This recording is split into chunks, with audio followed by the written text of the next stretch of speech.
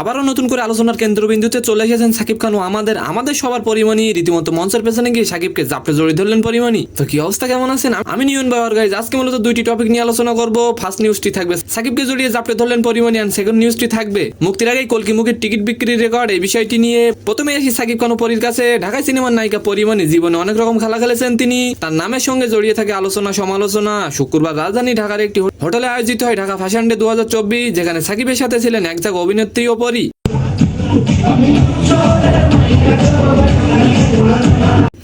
সবই ঠিকঠাক ছিল, বাট মঞ্চের পেছনে গিয়ে সাকিবকে জাপটে জড়িয়ে ধরলেন পরিমণি।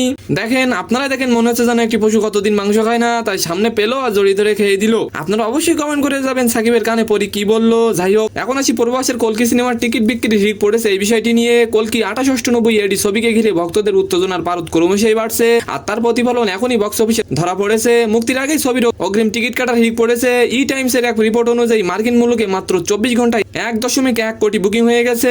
এই ছবিতে প্রবাসের সাথে অমিতাভ বচ্চনকেও দেখা যাবে। তো সম্মানিত দর্শক, আজকের ভিডিওটি কেমন লাগলো অবশ্যই কমেন্ট বক্সে জানাবেন, আর ভিডিওটি যদি ভালো লাগে অবশ্যই একটি লাইক দিয়ে আমাদের চ্যানেলটিকে সাবস্ক্রাইব করে দিবেন। ধন্যবাদ।